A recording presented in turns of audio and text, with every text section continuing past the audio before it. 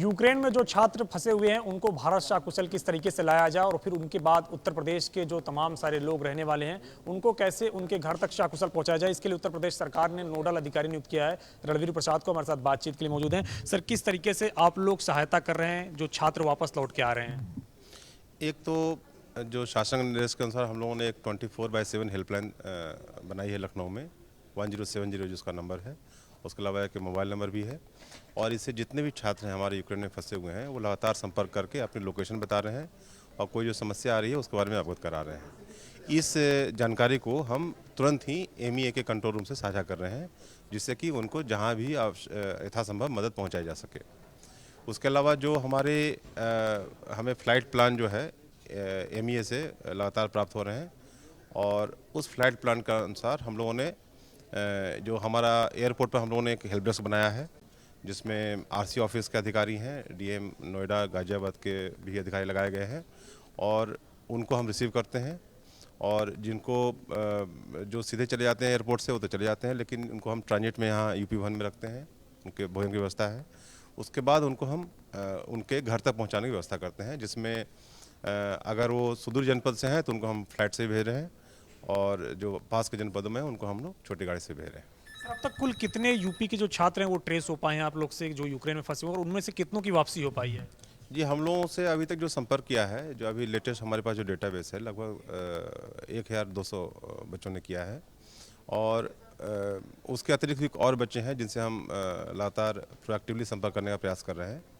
उसमें से अभी तक लगभग 100 बच्चों की वापसी हुई है, लेकिन जो अब फ्लाइट प्लान जो हमारा आज रिसीव हुआ है उसके अनुसार अब जल्दी ही ज़्यादा संख्या में फ़्लाइट्स आएंगी और बच्चों की संख्या में वृद्धि होगी। सर, अभी तक जो 120 छात्रों की आप बता रहे हैं वापसी हुई है, तो उनमें से क्या आपने सबको घर तक पहुंचाया है और किस तरीके से वापसी आप घर तक करवा रहे हैं दिल्ली से, खासतौर से यूपी के विभिन्न स्थानों पर? या अभी हमारी आज हम लोग इसी मामले में एक और कोऑर्डिनेशन बैठक भी करेंगे DM नोएडा DM गाजियाबाद के साथ और ये निर्देश शासन का स्पष्ट है कि जैसे जो बनारस के आसपास हैं, गोरखपुर के आसपास हैं, जो ईस्टर्न UP के हैं, उनको हम लोग फ्लाइट से भेजने का प्रबंध कर रहे हैं और बाकी लोगों को छोटी गाड़ियों से भेजेंगे जैसी इच्छा हो उनकी। हमारा ये उद्देश्य है कि चूँकि ऑलरेडी वो बहुत ही कष्ट से गुजरे हैं तो उनको जिस तरह से सबसे ज़्यादा जो सुविधा हो उस सुविधा के अनुसार उनको हम अपने घर तक पहुँचा दें। सर, ये पूरा जो खर्च आ रहा है तो इसका वहन क्या उत्तर प्रदेश सरकार कर रही है या फिर जो बच्चे आ रहे हैं, जो पेरेंट्स हैं, उनसे लिया जाएगा? नहीं नहीं, 100% राज्य सरकार वहन करेगी, उनको कोई भी धनराशि खर्च नहीं करनी है। इसमें स्पष्ट निर्देश है, हम लोग पूरा वहन जो है राज्य सरकार कर रही है। सर, जो छात्र वापस लौट के आ रहे हैं, जब उनकी डिटेल्स आपके पास आ रही है तो क्या आप उनके पेरेंट्स को बता रहे हैं कि उनके बच्चे को आपने रिसीव कर लिया है और फिर आगे उनके घर तक भेजा जाएगा? जी हाँ, जैसे मैंने बताया हम लोग डेटाबेस है, हम लोग प्रोएक्टिवली संपर्क कर रहे हैं। कल मेरे फ़ोन पर भी पर्सनली कई लोगों ने, इवन कुछ लोग जो फंसे हैं उन्होंने बात की, उनके पेरेंट्स से भी बात होती है, तो हम लोग सतत सबसे संपर्क में हैं। हमारा उद्देश्य ये है कि ये जो पूरी जो पीड़ा है उसको किस तरह से कम किया जाए। बातचीत करने से भी पीड़ा कम होती है, हम लोग प्रयास करते हैं बातचीत कर लें सबसे। महिला अधिकारी ARC धनलक्ष्मी जी को भी लगाया गया, चूंकि तमाम सारी जो छात्राएं हैं वो भी वापस आ रही हैं, उनको किस तरीके से मोटिवेट करना है इन्हीं से पूछेंगे। मैम, बहुत सारी जो छात्र हैं वो काफ़ी घबराई हुई हैं, अभी हम बात कर रहे थे, वो भी उनमें से कई ज़्यादा भावुक भी थी और घबराई हुई भी थी। किस तरीके से आप लोग मोटिवेट करके उनको एयरपोर्ट से UP भवन और फिर आगे पहुँचा रही हैं? हम लोग परसों से इस काम में लगे हुए हैं। एयरपोर्ट से जितने बच्चे आ रहे हैं एयरपोर्ट में, तो उन लोगों को हम लोग सबसे पहले तो हम लोग रिसीव कर रहे हैं उनको। आप लोग अपने देश पहुंच गए हो, अपने घर पहुंच गए हो। आपके यूपी सरकार और सारे यूपी का जनता, हमारे अधिकारीगण, स्टाफ, सब लोग कटिबद्ध है आपको रिसीव करने के लिए। तो जब हम लोग ये चीज़ उन लोगों को बताएंगे तो उनका आधा कष्ट वैसे ही दूर हो रहा है। तो वो ये चीज़ जब उनसे मिलते हैं तभी हम लोगों को नज़र आ रही है। वो लोग जैसे दिल्ली में पहुंच रहे हैं उनका आधा कष्ट दूर हो रहा है। उसके बाद उनको गंतव्य तक पहुंचाने के लिए ये स्पष्ट निर्देश है हमारे माननीय मुख्यमंत्री जी से, हमारे चीफ सेक्रेटरी साहब से, कि उनके घर तक हमें पहुंचाना है।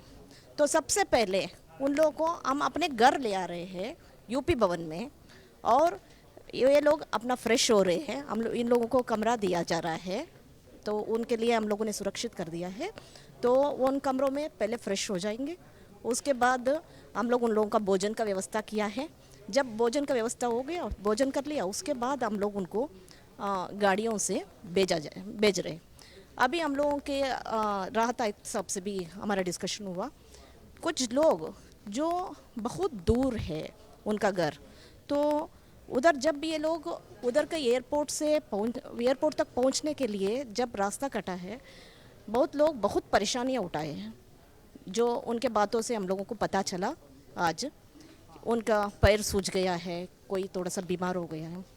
तो हम लोगों ने ये निर्णय ले लिया है कि जो 300-400 किलोमीटर से ज़्यादा है जहाँ पर एयरपोर्ट मौजूद है, उन लोगों के लिए हम लोग फ़्लाइट की व्यवस्था कराने का निर्देश शासन से हमें मिल गया है।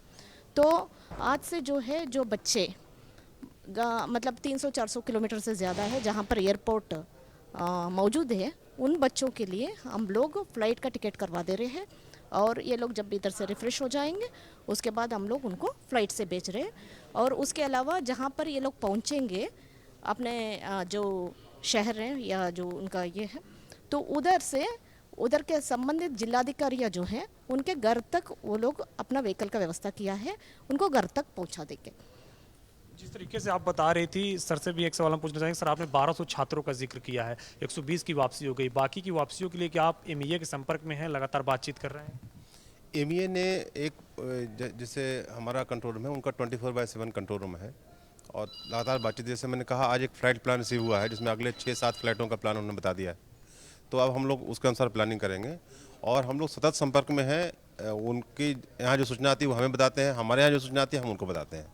तो हम लोग का बहुत अच्छा कोऑर्डिनेशन है एमईए से। और जहाँ जहाँ पर डायरेक्ट कॉन्फ्लिक्ट है वहाँ पर के अलावा सब जगह से एमईए जो है इवैक्यूएशन के प्लान बना चुका है। क्या सर, आपने इस पूरे ऑपरेशन के लिए कोई नाम दिया है या फिर कोई बजट कैलकुलेशन वगैरह किया है, या फिर जितना भी बजट लगेगा उसके लिए यूपी सरकार तैयार है? ये मेरे ख्याल से भारत सरकार ने ऑपरेशन गंगा इसको नाम दिया है, तो हम लोग उसी ऑपरेशन के अंग है।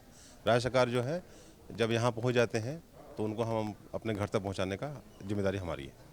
एक मैम आपसे भी आखिरी सवाल लेंगे। चूंकि ये पूरा ऑपरेशन जिस तरीके से चल रहा है, बहुत से छात्र ऐसे भी, उनके पेरेंट्स भी बहुत ज़्यादा परेशान हैं, आप लोग को कॉल करते होंगे, आप लोग से मदद मांगते होंगे, तो आप उनको किस तरीके से मोटिवेट कर रही हैं, उन लोग से किस तरीके से आप लोग जो है मदद की बात कह रही हैं? जैसे कि हम लोगों के पास जैसे इन्फॉर्मेशन आ जा रहा है, इन बच्चों का मतलब हम लोगों के पास मैनिफेस्ट आ रहा है कि ये लोग आने वाले इस फ्लाइट से, तो हमारा जो टीम लगी है वो उनसे पेरेंट्स से बात भी कर रही है।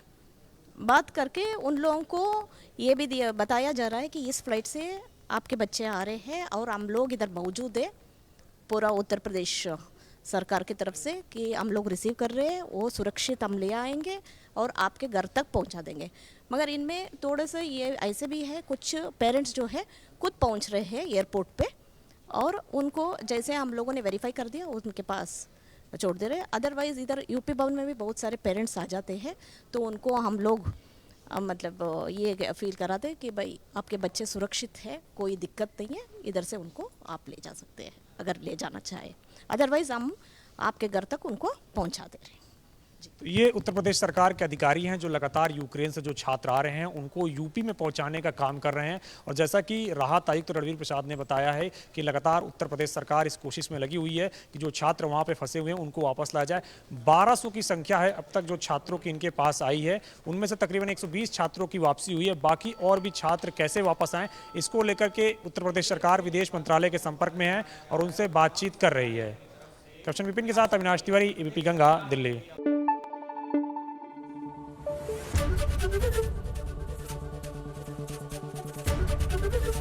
एबीपी गंगा, खबर आपकी, जुबान आपकी।